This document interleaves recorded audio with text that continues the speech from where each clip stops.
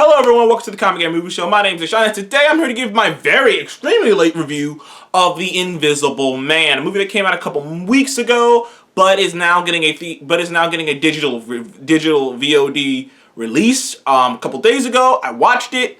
And here is my review of The Invisible Man. Now, Invisible Man is a movie that was getting a lot of praise when it came out, when it was in theaters. It came out, it has a 91% on Rotten Tomatoes, a 90% audience score. It's one of the highest rated horror movies of all time. It's right behind Get Out as one of the highest rated highest rated horror movie of recent memory. Like I said, it's right behind Get Out. So I went into this movie with a lot of expectations. I had a friend who went and saw the movie, thought it was great. I saw everybody I ever saw, all the reviewers said it was a phenomenal movie, a fantastic movie. So I was just like, okay, look, I got nothing against this movie. I was gonna go watch this movie regardless. It's got Elizabeth Moss in it. I love Elizabeth Moss. I think she's great in most of the things I've ever seen her in. I've only seen her in 3 different things, and all those things were great.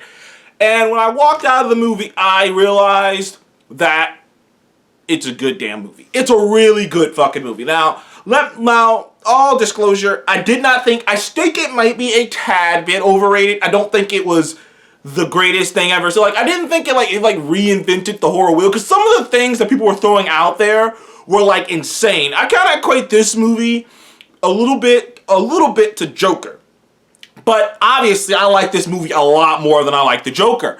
But in terms of what's actually happening, in terms of people kind of over-bloating the movie, you know what? Before I get into any of that, I'm going to get into the things that I like.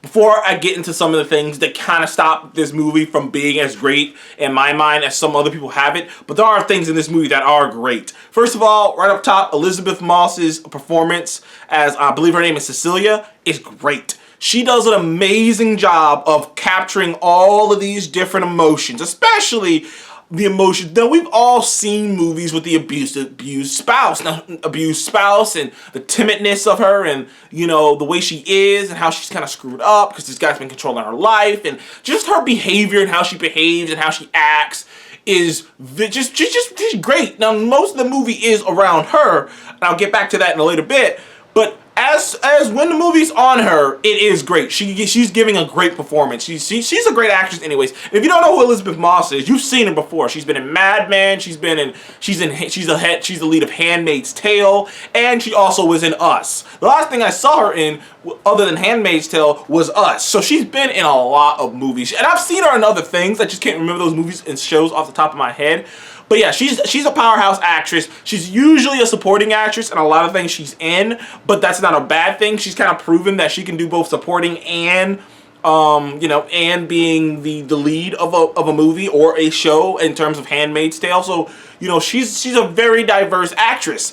And like I said, she does a great job in this movie. Secondly, the sound design and editing is phenomenal. It's some of the best sound design and editing I ever remember. I was watching this movie at my house because I didn't go to the theaters to see it. Obviously, no one can, right now. And I was watching it at my house, and the way the sound worked, how quiet it would get, how each individual sound of something would just amplify. And it's not like they're turning it up to make it amplify. It's just a sound in a quiet room. It's just great. Honestly, at times, not as good, but at times it reminded me of A Quiet Place with how great the sound was done, how great the sound editing was done. It was just great sound design. The score was also pretty good. I didn't think it was I don't think it was as good as the Joker score. Shout out to the one thing that I actually loved about the Joker, but I still thought it was a really good score. Also, some of the kills can be very gruesome. When the kills start coming, it gets gruesome. It gets, it gets pretty bad. The movie does a really good job of playing with you, suspensefully playing with you. You don't know, something's there because you know the name of the movie and you've probably seen the trailer, but you don't quite know when something's going to happen. The only thing that I caught was the one bit in the trailer with the paint when she threw it down. Otherwise, most of this stuff, most of the whole mind game stuff he was playing, a lot of it, I didn't see. A lot of it, I was like, oh, I don't know what's going to happen. I was waiting to see what happened. Other positives. Kills, like I said, kills are great. Elizabeth Moss is great. The score was great. The score was good. The sound editing was phenomenal. And, okay, that's about it. But those things are great. You know what? at this point, I'm just going to give you my score that I gave this movie. I gave it a 7.5. Now, to the negatives. Problem with this movie that I felt coming into it, and that I still feel, is that I never quite bought into the idea that that this genius guy, her husband, because that's what it's about. It's about this woman whose husband is obsessive, and he's this genius level guy, but he's obsessive over her. He's just, all he wants is her, and he's crazy about her, and she's in an abusive relationship, and she tries to get out of the abusive relationship. She finally gets away from him, and he murders, and he commits suicide. Turns out he did commit suicide. He used this groundbreaking technology that he had to stalk and torment his wife. Okay.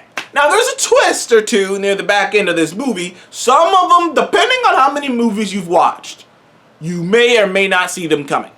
One twist I didn't see coming, the other twist I saw coming a mile away, because I watch movies. So if you don't really watch movies all the time, both of these twists are going to be a big thing for you. You're just going to go, what? But if you watch movies all the time, one of them's going to make you go, oh, that was clever. And the other one's going to make you go, okay, I saw that coming. So that's why I say this movie's kind of weird for me, because I really do like this movie and I really enjoyed this movie. It's just not as great as I thought it was going to be. And secondly, apparently in this city, in this town, cameras don't exist. There's multiple scenes and multiple times where she's being questioned, and they do the whole everyone thinks she's crazy thing, and while I was watching it, I kind of skipped by a bit of that stuff. I'm not gonna lie to you, whenever they would get to the parts where people are like, she's crazy, she doesn't know what she's doing, I would kind of skip by that, because I'm just like, I get this is in every freaking horror movie with one individual lead character, everyone thinks she's crazy, let's just get past the point to where, like, I'm just like, So, in a way, I am happy that I watched this at home, because I would have had to sit through all that, oh, everyone thinks she's crazy, everyone thinks she doesn't know, everyone thinks she's losing her mind, even though people know that her husband's this genius guy working on some crazy, well, maybe they don't know what he's working on, but they know he's a genius dude. So that it's not out of the realm of possibility, but, you know, I digress. Yeah, she just sliced her up. I'm not going to spoil that for you. Even though it's on VOD, so I don't even know. Maybe I could spoil that for you. But there are multiple scenes in this movie where there are murders, deaths, and sequences that are so clearly not her, or so clearly that if there's just a camera on, which in this world of in this new world of everything being surveillance and everything being camera recorded, there's no way in hell that no one caught this. And particularly there's a scene in a restaurant, a very expensive, fancy restaurant, that completely took me out of the movie, because in my mind, I'm like, I've been in restaurants. Even the shittiest restaurants have cameras inside of them. You telling me that if this thing that happened in the movie happened, that literally the first thing they wouldn't go do is go, hey, let's go look at the footage and see what she did, and see something strange happening and go, okay, unless she's got telepathy, like, literally. And then there's another scene later on in the movie that makes, where, like, literally one of the guys is like, oh, these officers saw something strange, so we got a shot. Saw something strange? What? Like, you saw a bit of the scenes in the movie where the officer was, like, shooting his leg and shit. That happens. And those officers say they saw something strange. I was like, man, that's some bullshit right here. I'm sorry, man. Look, my suspension of disbelief only goes but so far. Plus, it's so hard for me to believe that this dude, this genius level dude who made this technology, made this advanced technology to turn invisible, uses it on his fucking wife. The reason that I started to bother me while I was watching the movie, because I'm like, this is very clearly a movie about spousal abuse, obviously, and about, you know, how an abused victim feels.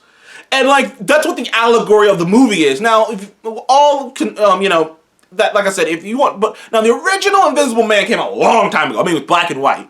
And then years later, Hollow Man with Kevin Bacon came out. The thing that those two movies have in common is the same idea. It's like different it's different like way they got to it, but the same idea of a man getting great power that he shouldn't have, and him becoming completely obsessed with it, and him becoming like something along those lines of that power corrupting him slowly. The original Invisible Man, he was just like this man who turned invisible, who was doing a bunch of playful things, and eventually became this murderous monster of a man.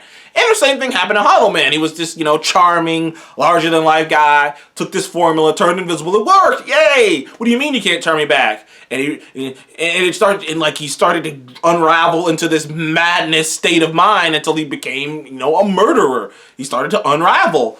But this one's about a spouse. Like, this one is less of an allegory, like less of a deep thing, like, because the Hollow Man and the original Invisible Man is more of a deep concept of, like, power corrupting you and who you used to be. But this one's more about the spousal abuse, because the Invisible Man isn't the main character of this movie. Cecilia is, his wife is, and what he makes her feel. And, like, I get the allegory of that abused woman, like one of those women who are abused by their spouses and gets away, they never feel safe. They always feel like someone's watching them. They always feel like they're around every corner, and they can't prove it. They don't know why, but they feel like, and, like, that's the allegory. But the problem is, this movie hits that allegory really hard. Like, it is clear that that's what they're going, like I never, like, some movies like Us, or Get Out, or even like movies like even some Stephen King stuff. Like, some of those movies are really subtle about the allegory. I mean, Friday the 13th being allegories for, premarital sex and, things of that nature, especially with Freddy having allegories in it, like Nightmare on Elm Street. But those allegories are so, like, in the back, like, they're subtly threaded throughout the course of the movies, of these horror movies. This one the allegory is right in front of you. You know what the allegory is. It is one of those espoused movies. It is one of those woman getting abused, overcoming her abuser movies. It is one of those movies with the twist of it being the Invisible Man. It's not much of a horror movie. It really isn't. There isn't a lot of anything really scary in the movie. There are a couple jump scares, but I give the movie credit for not depending on jump scares. None of the other actors in the movie are around long enough to get an impression of their performance. I can't really tell you anything. I can't even really tell you anything about the lead. The guy does a good job being menacing, but I can't really tell you anything about him. He's not the most complex character. Even her sister and her sister's boyfriend or husband or whatever, they're there. They're, supportive, but they're not the most complex character. It's really circled around Elizabeth Moss is Cecilia to really do the bulk of the acting and everything. So, all in all, it's a good damn movie. I give it a 7.5. It's a really good movie. It's a really good suspenseful thriller movie. It's not a horror movie. Honestly, it's about as horror movie as Joker is. It's not a horror movie. It's a thriller. It's a psychological thriller. That's what it is. It's a psychological thriller. It's not a horror movie. It's a psychological thriller. So thank you guys for joining me on the Comic Game Movie Show. Please remember to like and subscribe. I'll see you in the next one. Goodbye.